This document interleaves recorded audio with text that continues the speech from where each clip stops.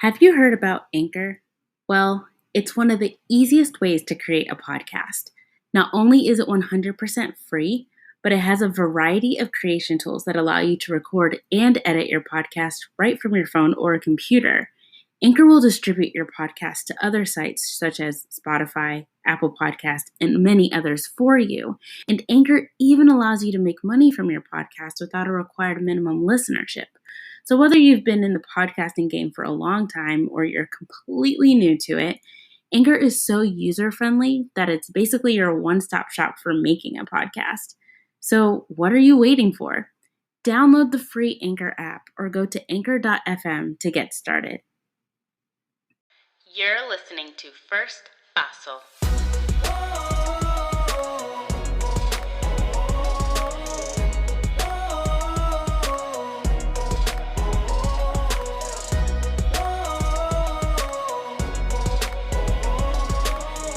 Because sometimes you simply need someone to help you take that first paso. Hello and welcome to First Paso, a show where we learn together how to take that first paso toward becoming the best versions of ourselves. My name is Candice Olushala, and today's special guest is someone that I went to undergrad with. We met all the way back in 2009, which sounds like eons ago, dating ourselves, but we did orchestra together, and we built this kind of like sibling friendship between the two of us, and music is kind of our bond, as well as Massachusetts, because we're both kind of like Mass people. I went to high school in Massachusetts, and he's from Massachusetts, and so I kind of want you guys to hear his story. He's got a pretty eclectic story, and I think it's really fascinating to hear it from someone his age and his caliber. And so without further ado, here is my friend and brother, Tyler Rand. Tyler, how are you doing today? I'm good. I'm so excited for this. Thank you so much for having me on the podcast. No, I had to have you on the podcast because the world needs to know Tyler Rand. So obviously this is going to happen. And plus we've needed to catch up for a really long time. So I know. Totally nice that we get to kind of do this. How have things been for you during quarantine? Oh my, quarantine has been such an interesting experience. I feel like I have learned more about myself in a shorter period of time than any other period of my life. Right. I'm definitely an introvert, so now I'm sure of that now. That was a questionable thing. We've before. established this. Yeah. Okay. Yeah, I was kind of on the fence. I was like, I used to think that I was an extrovert, but I think that living the life of an extrovert as an introvert and not realizing I was an introvert caused a lot of problems for me. Right. But quarantine has been really interesting because I've been thriving in a way that I never knew that I could thrive. If that makes sense. Just by like having time to myself. Yeah. Which is such a bizarre concept. Yeah. The solitude has been both refreshing and overwhelming on my side, I think. You know, just like you said, it's like, man, I'm learning so much about myself. I really find it funny that you've established that you're an introvert, but it kind of makes sense to me based on how you like connect with people. But yeah, all of my close friends were always introverts, and I was just like, I'm just an introvert whisperer. I'm the extrovert that understands the introverts. Well, it turns out I was just an introvert. You're just them. I am one of you. That's all. And like that, like for me, I'm like, oh, like I see why I'm more of an ambivert than anything else, because I'm like, I love my introvertedness. And then all of a sudden, like, my extroverted side is like, all right, so, like, can we go see someone real quick just for, like, 10 minutes so I can get a little fix and we can go right back to the house and hide out, you know, in your bed. So the quarantine has been like, I just want to, like, see people I know. I don't even have to hug you. Like, I just want to, like, oh, you're there. Awesome. And then, like, go back in hiding. So it's been an interesting time. But, like you, like, I've learned a lot about myself as well, so it's kind of I mean, fortunately, I have not been alone during quarantine. I've been with my fiance and her family. Mm-hmm. So I have had people around. And Right. I think it was actually just being in the context of having people around pretty much 24/7 that solidified that view that I have of myself, that, wow, the time that I am most myself is when I've been able to sort of recharge on my own and get more grounded in me, and then being able to go out and give of my energy and my time after that process has happened. Yes. So it's like being quarantined alone, but also being with people 24/7 has sort of been the perfect environment for me to explore that and find that balance and that rhythm in myself. Yeah. If that makes any sense. Yeah, that's cool. I love that. I'm glad you got to discover that during this time while everything else around us is going crazy. Like, we're finding ourselves, so that's awesome. Why don't you go ahead and tell the gente a little bit about yourself? Well, I'm so glad that you sort of introduced me as like this Massachusetts musical person, because I think those are the two things that just describe me the most. Just being a passionate, evangelistic New Englander, preaching to everyone about how great my region of the world is. I love Massachusetts. I love my New England, and yeah, I'm just so proud to be from that area of the country. And yeah, as a musician, I'm now, since you and I were an undergrad playing an orchestra, I now run an orchestra. I'm the executive director of a professional symphony now.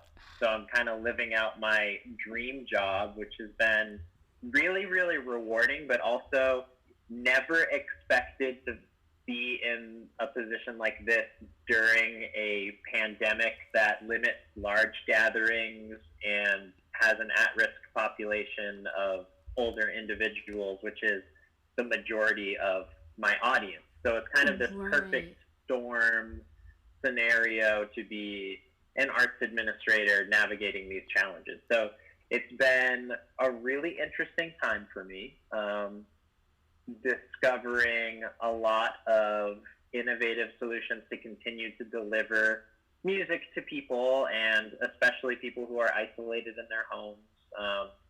And I've definitely learned a lot about what music can do in these contexts, and it's so inspiring to see colleagues all over the country and all over the world continuing to find innovative ways to bring music to their audiences, whether it's through live stream concerts or pre-recorded music or things like that. The music just doesn't stop, which is just amazing to me. Like, this should have wiped out the music, you know? Right. But the music kept going. Yeah. So it's been really interesting. Have you guys like done any virtual stuff at all?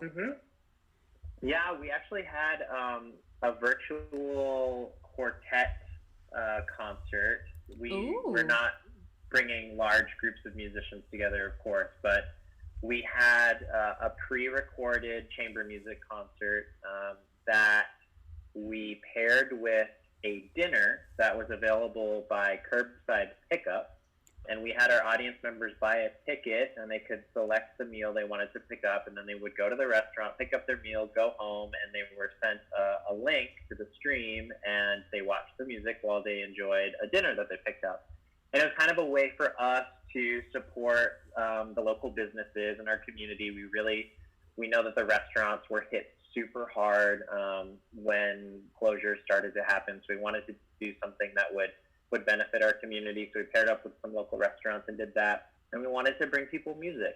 And it was a huge hit. People loved it. And the first thing that everyone asked is, when are you doing it again? So we're kind of strategizing and figuring out how we can do it again, and what went right and what we can do better. And so we're hoping to do a few more of these as the summer goes on. So, that is so cool. I love that ability to team up with the local businesses to try to, it's like we can support you while we're all kind of suffering together. And that's just such an innovative idea that I would have never thought to do. But I'm sure your target audience probably absolutely loved that too. So that is really cool. I love that. I love that. So why don't you tell us about a First Paso experience that's been, positive, negative, whatever it is. If you're currently in the middle of this experience, like what can you tell us about your personal story? Yeah, I mean, every story has an infinite number of beginnings. There's really no way to pinpoint the beginning of any given story, but I think that if I were to select a First Paso to talk about, it would be sort of in the middle of my story, or kind of towards the more recent end of my story, in a time when I was transitioning out of undergrad and into what was supposed to be adult life, whatever that is. I took sort of a gap year after I was done with undergrad and went to Spain for a year. And before I left, I sold my car. I got rid of all my furniture. I got rid of all my stuff. And I never really had a plan for what was going to happen when I got back from Spain. So I had this great year abroad in Spain, got back, and I was homeless in a way that, I had my parents' home that I could go back to, but I knew that I didn't want to do that. I didn't want to end up in my parents' house again, back where I started. I felt like that wasn't the right step for me. I was carless. I was jobless. So I went back to my best friend's house in Miami, and I just kind of stayed with him and his parents for a summer. And I knew that if I were somewhere where I didn't feel like it was my home, I would be more motivated to leave and find a way out of that situation. Yeah. So I knew that was kind of a good environment for me to be in. Go somewhere where it's like there is an expiration date on overstaying your welcome. So that was sort of like a good place for me to start. But it was crazy because I literally just flew from Spain to Miami with just the suitcases that I brought from abroad. And like, that was my life. Like, that was all my stuff. Like, I was literally living out of a suitcase and then staying with my best friend. And I started applying for jobs, and I could not get jobs. I don't know. I was applying to Panera. I was applying to Orchestra jobs. I was applying to Barnes and Noble. I just was not really getting interviews, was not getting jobs. Then I started getting a few bites on my resume, and I got offered a position that, at the sound of it, everyone was like, oh, this is perfect for you. You need to do this job. And it was to teach music theory at a performing arts high school. And so, as you know, I got my degree in music theory in undergrad. Yep. So to everyone around me, it was just like, oh, this is the most logical thing ever. Like, yeah, you majored in music theory. You need to go and take this music theory teacher job. So it was an opportunity in front of me, and I just realized, like, this is not what I want to do with my life. Like, I don't think I want to teach. I don't think that I'm going to be a good teacher. I had worked as a teacher's assistant in undergrad for music theory, and I didn't enjoy it. So it was just, like, I had to say no. And it was so scary to say no in that moment because I had nothing else to back it up. And after I said no, I ended up moving back to Chattanooga, working at the coffee shop that I worked at in college, and taking on a part-time job at a department store at the mall. And I did that for quite a while, and I was just in this purgatory, in this limbo. I had a degree, I had ambition, I had passion, but I wasn't in the life that I had imagined for myself. And so in this purgatory, I was desperately searching for a way out of it.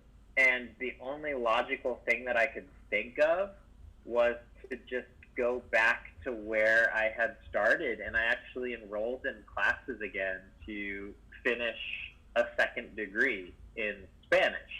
And it was not a move to finish a second degree like, oh, I'm going to finish this Spanish degree and then go get a job as a Spanish teacher or something. It was literally just like something to fill a void. Like, I was so deeply unfulfilled in what I was doing that I said, okay, I'm just going to go back and do this because I think it will fill me. It did not. It was like the worst thing I have ever done. I went into way more debt. I'm still paying off that debt of going back to school in that horrible moment of my life. Didn't finish that degree. So it was just like, yeah, it was very strange. But out of that came something else.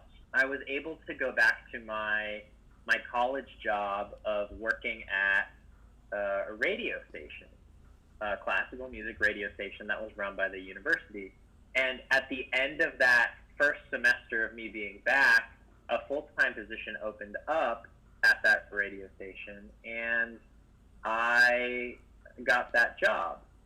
And that was sort of like where my first step into my career began, ironically, at the very place where my professional development as a student employee in college had started. So I'd come full circle in the most unforeseeable way, because for me, I wanted to get as far away from that place as possible when I had left it. So going back to my alma mater as now an employee, it was just this bizarre full circle.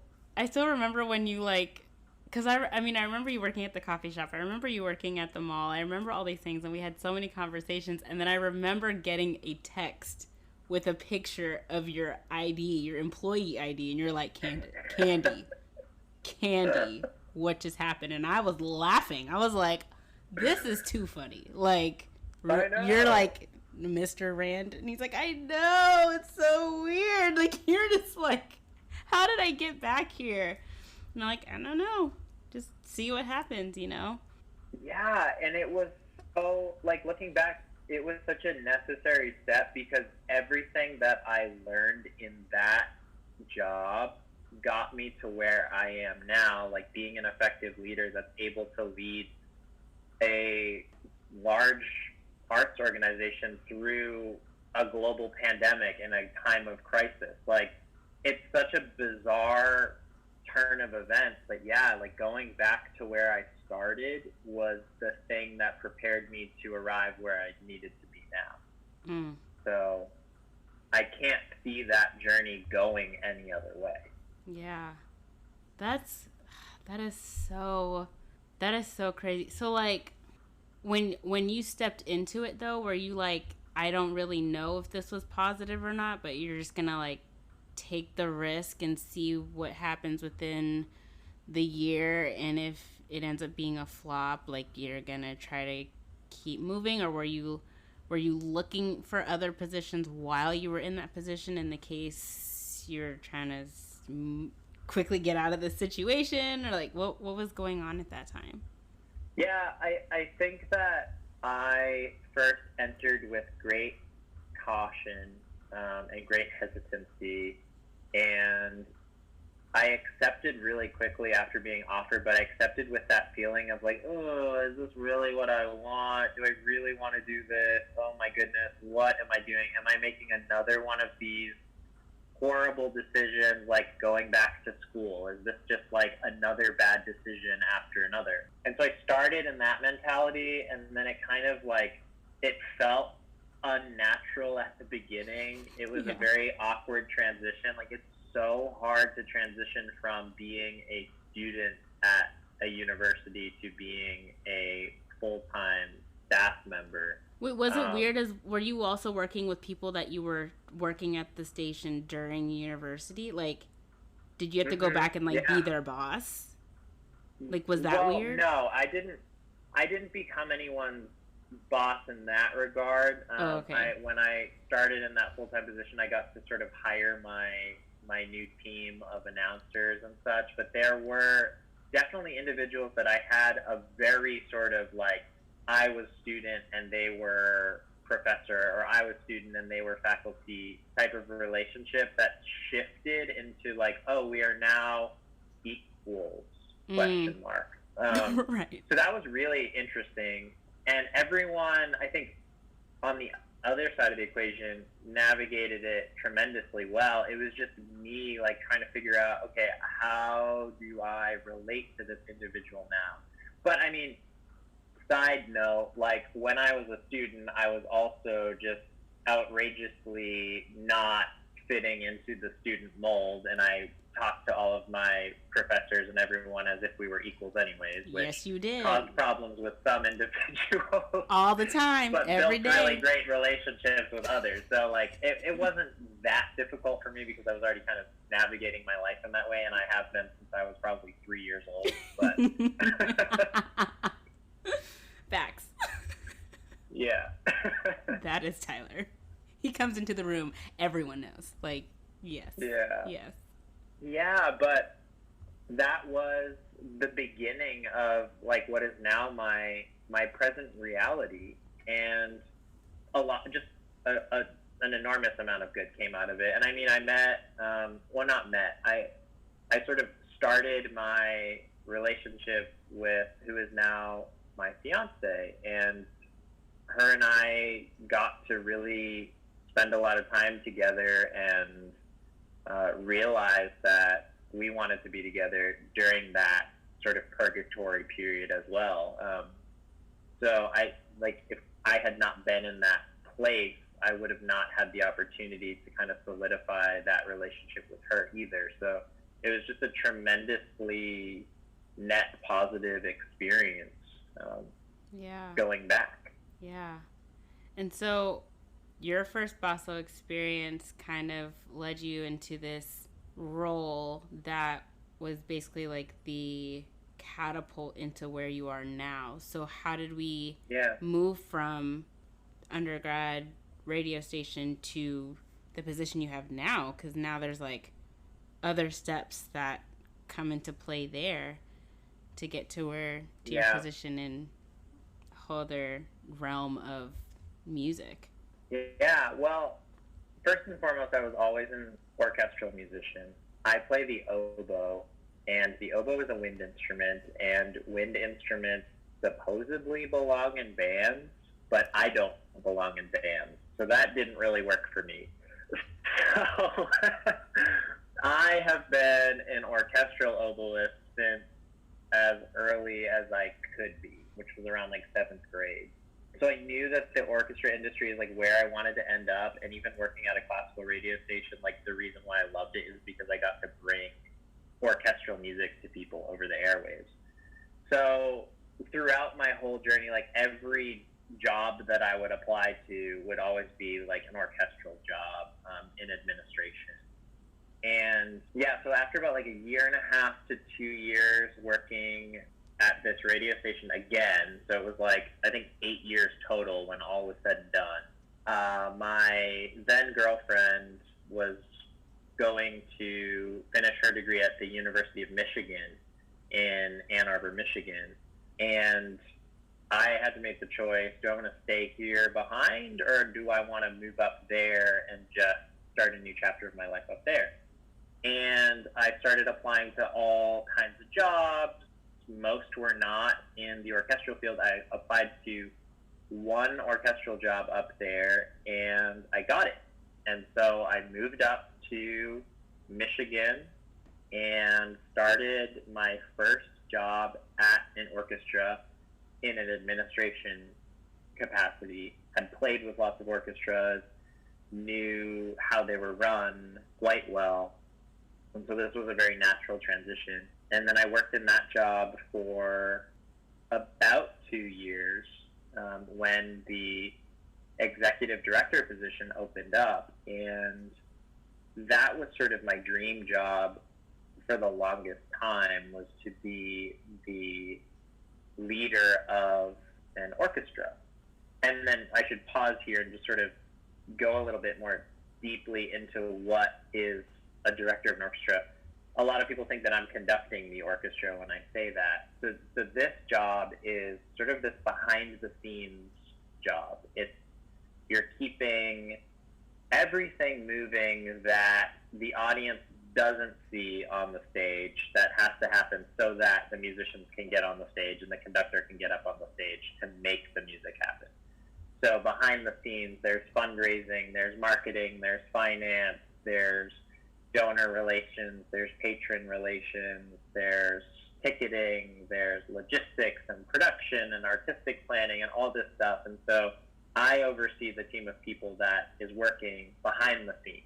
And so, which is a really funny, like, reflection of my living my life as an extrovert, but actually being an introvert the whole time, because that's very much like the type of person that's required to work in that environment, is to very much be like this leader who's making everything happen behind the scenes, but very much taking a back seat to what people actually see and what they're actually paying money to experience, which is a very satisfying role for an introvert of my type, you know? Yeah, I was really just thinking that, and I was like, see, this makes sense now. Like, yeah. I get it with the introvertedness, why that would be such a great role for you to kind of like, I will like orchestrate the things, and like everyone else kind of gets the shine and the glory for that, but like I'm here to make sure that everyone's shine and glory works in their favor, and everyone's kind of supported in that, and I'm just kind of here to support your experience. So I love that. That's so cool, Tyler. And so, you know, just thinking like, man, I started off leaving undergrad and not having real direction, not knowing what to do, and seeing that after all of that, you end up in this executive role. If you had to go back and talk to Tyler at graduation, or anyone who's listening that feels like they're in that space, especially during this pandemic, like that's like an added layer of like, I don't know what's happening, and no one else seems to know what's happening either. But like, what advice or words of wisdom, whatever, that you would love to tell someone who may be in a similar situation for themselves? Yeah, so what got me to where I am is actually not ever giving up on the fact that this was my end goal. And I think if you had asked me, like, even in undergrad, like, what do you want to do? Like, well, I want to work in the orchestra field, and I want to one day lead an orchestra. Like, that was always my goal. And I think knowing when to turn down opportunities that maybe sounded convenient in the moment and holding out for something down the road. Like, when I turned down that music theory job, I was acknowledging, like, okay, I could take this job and I could get paid, and all of my troubles in this moment would seemingly go away, but this would not be a stepping stone to where I actually want to be. And so I didn't take the coffee shop job and the department store job because it was the only thing that I could get. I took them because it was like a self-induced purgatory that allowed me to wait until something that I knew could get me to where I wanted to be would open up. So I do have a lot of conversations with people that are just entering the job market or are unsure what to do right when they get out of college. Previous employees that I've had, they'll talk to me about these transitions, and the thing that I always say, as cheesy as it sounds, but just like follow your heart and always have that goal. Always identify who you want to be and what you want to be, and don't lose sight of that. And if you have to make sacrifices along the way while you wait for those stepping stones to appear to get you to that goal, I really believe that that is so much better in the long term than taking a step away from your goal. So basically, like, it's better to wait than to step away. And that takes a lot of patience and that takes a lot of faith, but the end result is amazing. Yeah. Yeah, I love that. And I feel like there's a component of like, you said patience, that we desire to reach our end goal in X amount of time. And I think it's great to have those goals because it kind of pushes you. But then there's also that added level of, if I don't make it by this time, you could easily go into the I'm a failure. It's never going to happen. I might as well try plan B, C through Z. And, we always have a timetable for ourselves, but how the world works, like, sometimes there's just lessons and opportunities that come up that allow us to flesh ourselves out better. So that way, when we actually do reach that end goal, we realize, you know what, this was probably a better time, because had it been earlier, probably would not have been able to handle it as well as I can now that I've, developed different skills and learned better things about myself. And that's not to say that we would be exactly how we need to be in that position, but we might be in a better state of mind, better emotional, self to receive it well enough and then grow in a healthy way within our dream. Yeah, and you never know how quickly the timeline is going to move along. Like, when I graduated, like, I had taken an extra year in undergrad, so I did undergrad in 5 years, and then I took a gap year. So by the time that I was, like, getting out of undergrad, so to speak, I was, like, 24, and I was looking around me, and everyone that I had graduated high school with, like, was already, like, 2 years into their careers, or they were already getting married, or they already were buying houses, and I'm like, I'm just here working at a coffee shop. But the speed at which I moved through my subsequent goals, I am one of the youngest, if not the youngest, executive director of a professional American orchestra. So that timeline, like, although you might take a pause in one part of it, it might be so accelerated in the other phase of that timeline that you can never foresee that. So that obsession with the timeline is just such a waste of time, because there are going to be parts that move slower than others. There are going to be parts that move so fast you're going to blink and be like, what in the world? How did I arrive in this moment in, like, this short amount of time? So that's such an important thing to walk away with too, is just time is just not predictable in that way, and your timeline is going to move at different speeds than other people. Yeah, and that's okay. It's okay, and that's good. Yeah, that's a good thing. Yeah, because that's why opportunities open, because everybody's moving on this sort of arrhythmic motion. Yeah, down their timeline. Yeah. It's don't get bogged down on the, everyone else is XYZ. I mean, it might look like that, but you still we're not going to understand everyone's direction unless we were walking in their shoes anyway. So even what we see or what they present for us to see may not be the complete story. And so we can't get so focused on, like, why am I not where so-and-so is, or I'm this age, I should be there. That doesn't actually exist. Society made that up. Like, at this time you are supposed to be. No, when it's your time, that's the time you're supposed to be, period.